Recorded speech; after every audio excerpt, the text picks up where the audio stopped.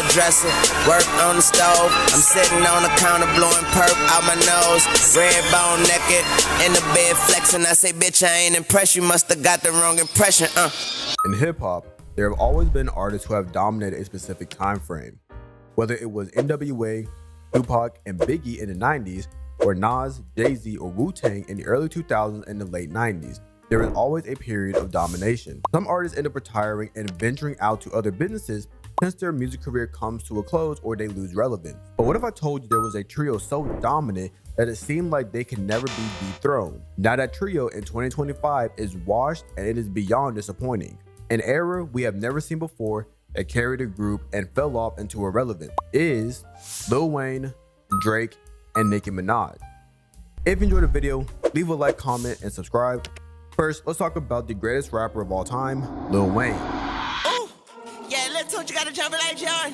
These pussy ass niggas can't guard me. These freak ass niggas still crawling. These looking ass niggas eyeballing. These suck ass bitches eyeballing. But I got a bad bitch at home cooking dinner. Hi honey, I'm home, I'm starving. These crooked ass cops still. Dwayne Michael Carter Jr., aka Lil Wayne, Bugzey, or Birdman Jr., born on September 27, 1982, a day before my birthday, not the year, has been known as the greatest rapper of all time. From the legendary The Carter albums all the way to the amazing mixtapes such as No Ceilings, Dedication, The Droughts, and Sorry for the Wait, Lil Wayne has cemented himself in the Hip Hop Hall of Fame. Thank you, first of all. Also those that we lost, those that we wish were here, and to my fans, this is for y'all. Starting to rap at the age of 8, getting noticed by Birdman at 11, Wayne was on the track to success. From his first album, The Block is Hot, released in 1999, Lil Wayne was prepared to take over the hip-hop scene. An album that is not really talked about, but is very good in my opinion. However, in 2004 was the beginning of one of the most legendary runs in hip-hop albums, The Carter. With his songs being Go DJ, This is The Carter, BM Jr., Weezy F Baby's historical run began. Many people wondered who this young artist out of Louisiana signed with Young Money is. Then a year later, releasing the album that shook the world for the first time, being The Carter 2. Most recognizable songs being Money on My Mind, Fireman, and Hustler Music. Many hip-hop fans have said that The Carter 2 is better than The Carter 3. Let me know which one you think is better in the comment section. During the Carter 2 era, we see Lil Wayne rocking Bape and his long lock, which began the branding behind the rising star. Now, an album that I got to listen to as an 8-year-old that made me a fan of Weezy F Baby was The Carter 3. In my opinion, The Carter 3 is one of the best hip-hop albums of all time. One thing that people don't know is that The Carter 3 originally leaked and went platinum. Weezy decided to scrap the leak and made a whole new The Carter 3, which is now an 8-time platinum album. The Carter 3 shook the entire world, and this began the talk of Lil Wayne being the greatest rapper of all time. In Mr. Carter, Lil Wayne raps, "Next time you mention Pac, Biggie, or Jay-Z, don't forget Weezy Baby," acknowledging that he wants to be in the top 5 rappers conversation. During this time, YMCMB, which was a group of Young Money signed artists, were making moves. To be fair, the only rappers of relevancy were Weezy, Drake, Nicki, and sometimes Tyga. From his songs such as Bedrock, Steady Mobbin', Every Girl in the World, Miss Parker, etc., which were carried from the Young Money trio. Lil Wayne has arguably one of the best mixtape catalogs of all time. No Ceilings is still the best mixtape in my opinion. Let me know what your favorite mixtape from Wayne is. Now, you may be wondering, Bugs, why are you bringing up his mixtapes if they aren't officially released albums? It is because the mixtapes that Wayne made could have been albums and would have went platinum. In the world of hip hop, mixtapes have been viewed as throwaway projects or songs with non-clear samples. However, the mixtapes that Wayne made could have been albums and were incredible. Mixtape Wayne is considered one of the greatest of all time, rivaling some of the greatest mixtapes provided by Currency, Gucci, and Future. Me personally, I'm throwing in Logic. If you know about mixtape Logic, then you know why I placed him in there. Ranging from No Ceilings, Dedication, The Drought,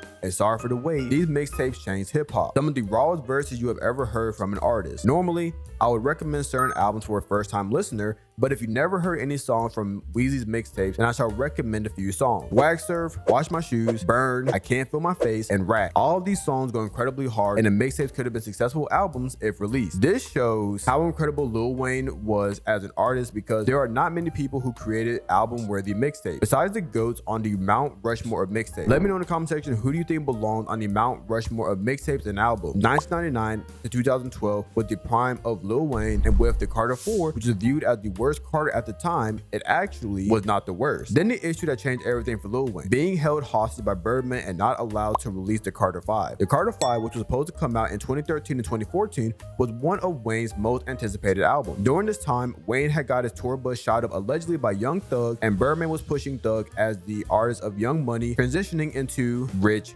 Gang. And no, I did not forget about I Am Not a Human Being 1 or 2. Both of those albums were good, but not to the standard of the Carter. And yes, I Am Not a Human Being 1 was made while Bugzey was in prison, and of course had some bangers just like the second I Am Not a Human Being. When Wayne could not release the Carter 5, he ended up releasing Sorry for the Wait 2, which took shots at Birdman and Young Money, with Wayne saying, "Cash Money is an army, I'm a one-man army, and if the niggas looking for me, I'm going out like Tony." There was a lot of animosity during this time between Bugzey and Birdman, which eventually led to the Free Bugzey album, which was cool, but delayed the Carter 5 all the way until September 27, 2018. Post-edit Bugzey here. The Carter 5 had many different versions and renditions, and the Carter 5 that we got was not the original Carter 5 that was created during the time period. And this is when the fall off of Wayne occurred. The Carter 5, in my opinion, would have been received better if it came out when it was intended, which should have been in 2014 or 2015 for how the album sounds. Now, you may be saying, Bugs, what do you mean by how the album sounds? If you listen to the album, the production is very similar to the popular song that came out during 2014 and 2015. It is not very easy to explain in words, but if you get what I'm saying, then you understand. The album simply does not fit the time of when it was released. 7 years later, we get the worst of Carter to ever exist, the Carter 6. The Carter 6 is one of the worst hip-hop albums I have ever heard. To be very honest, I figured that the Carter 6 was not going to sound good, especially since Wayne was getting older and didn't even jump on the Not Like Us instrumental. During this time, Wayne was upset regarding not headlining at the Super Bowl, and he was acting like a baby regarding it. The Carter 6 being such a horrible album added more salt to the wound of his tantrum. The Carter 6 didn't even sound like an album that got listened to by people who enjoyed rap. Whoever was in the studio with Bugzey did not give him honest feedback regarding it, and for the love of God, please get Manny Fresh off the production. The Carter 6 sounded like a Disney OST, and that's the nicest way I can word it. I believe this album was the perfect sign for the audience and for Wayne to know it's time for our GOAT to let go of making music. Lil Wayne, aka Weezy F Baby, aka Tune, thank you for your contribution to hip hop, but it's time to put the mic down on. Now, let's talk about the Queen of Young Money. The Queen of Young Money, the boss of the Barbies, and one of the best rappers to spit on the mic, Nicki Minaj. Because I did yap extremely long regarding Lil Wayne, I will keep this section and the Drake portion concise. Now, the title of this video is the hip hop trio that fell off. And yes, I do believe that Nicki fell off. I think because of her beef with Megan Thee Stallion and the bad diss towards her, people have been looking at Nicki differently. In fact, I believe people have stopped caring much about Nicki, excluding the Barbs, of course, since she has not dropped any groundbreaking music. She had the same timeline of success that Lil Wayne had. From the mid-2000s all the way to around 2012, she had a legendary run. Let me be very clear. She has millions of plays on Spotify and has one of the most dedicated fan bases out of any artist. So do I believe it is entirely possible for her to truly fall off? No, but I do believe her relevancy in hip hop is no longer there. From her debut album, Pink Friday, all the way to Beam Me Up Scotty, which is impressive because she only has 5 albums. Technically 4, if we are not including the Pink Friday Reloaded that came out in 2014. Nicki has dropped 3 mixtapes, but I think it is very impressive the impact she has given she only released 4 albums. Nicki Minaj will always have millions of plays on Spotify and will be relevant in that regard, but her impact in hip hop is no longer there. She can rap and can honestly out-rap a lot of rappers in this space. Her personal life has impacted her legacy, which is a shame given the impact she has had in hip hop. Now, let's talk about the last piece to the Young Money trio. Drake.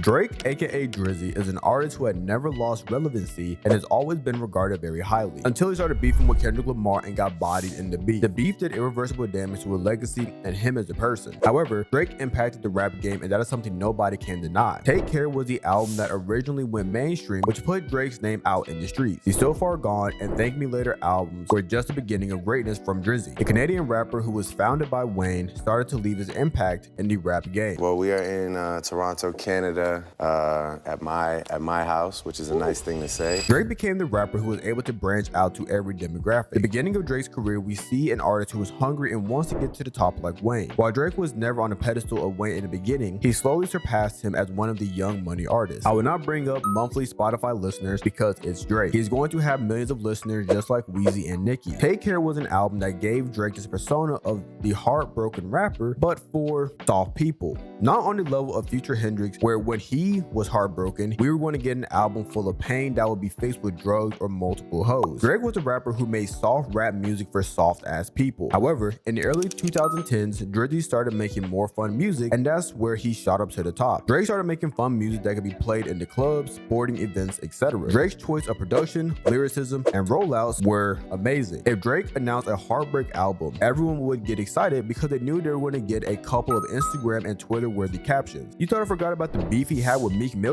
One of the conversations that people have regarding 2015 beef with Meek Mill is, did Drake really win the beef? I remember being a freshman in high school when the beef was going on. The single line of trigger fingers turned to Twitter fingers, you get embodied by a singing nigga completely changed the scope of the entire beef, because Meek Mill was literally beefing with a light-skinned singing rapper from Toronto while he was one of the best rappers out of Philly. Unfortunately, none of the diss tracks that Meek Mill had was grandiose enough to not have people continuing quoting that bar from Drake. Now, did this lead to Drake making music that wasn't about heartbreak? Yes, it did. And that is where we started getting more fun music. Hearing Drake and Future on the What a Time to Be Alive mixtape was absolute cinema. What a Time to Be Alive was so highly anticipated, it broke streaming platforms, and man, did it change the collaboration game. People started constantly wanting Future and Drake music. The irony of what would happen almost a decade later. Drake continued to place albums in the top 10 when they would release and continue being the biggest rapper for many years to come. However, the image of Drake slowly started to turn negative when he dropped Certified Lover Boy. People started drawing the conclusion that Drake was just putting anything out and was not respecting the rap game anymore. The album cover and name immediately brought negativity towards the project. Same thing with Honestly Nevermind, because of how the album sounded and him singing. Yes, people made jokes about Drake singing, but they never expected him to do that on the album and then have a fake British accent along with it. People felt that Drake was disrespecting hip-hop and noticed Drake branching out to different genres. Now, the biggest trajectory for Drake's career was the double album from Future. Future and Kendrick dissing Drake was something that nobody expected and shifted hip-hop. Then once Drake started all the theatrics, it just led to more and more dogpiling on him and OVO. The whole lawsuit versus Kendrick, the horrible choice of lyrics for his disses towards Kendrick, everything just was not going in Drake's favor. Also, the allegations against Drake also made his fall off in the hip-hop scene almost instantaneous. Recently, Kendrick performed in Canada playing Not Like Us, and people wanted the song to get spun multiple times. Not a good look for Drizzy Drake. Lil Wayne, Nicki Minaj, and Drake impacted hip-hop, and that would never be taken away from them. One of the biggest similarities between all three of them is that they lost their hunger. There was no longer a desire to be the best in the genre after being on the top for so long. With Wayne being stuck in the past, not improving production, getting fucked over from Birdman, his fall was inevitable. Nicki's beef with many of the new female rappers led to her having a negative light, which soon pushed her into irrelevancy, along with the personal issues outside of the rap game. Finally, Drake was no longer hungry and started doing stuff that was frowned upon by the hip-hop community. The allegations brought against him by Kendrick, and of course him losing the beef against Kendrick Lamar. It is really sad for me because this trio was very important to me given the music they used to make together. All three of them have impacted hip-hop forever and will never be forgotten. Eventually, every king and queen gets replaced, and that is what has happened. And well, their fall wasn't very graceful. Each one of them did something to cause the decline of their career almost instantaneously. I know this video will probably get a lot of Young Money and Barbs very upset, but sometimes we have to accept the truth. Remember, I said Lil Wayne is my favorite rapper of all time, and I still consider him to be the greatest rapper of all time. Anyways, I hope you all enjoyed the video, and make sure to leave a like, comment, and subscribe. Become a YouTube member or Patreon subscriber if you want to watch the videos 2 days early and without ads. Make sure to follow me on Twitter and check out the team that made this video possible. It's been your boy Bugzey, and I'll see you later.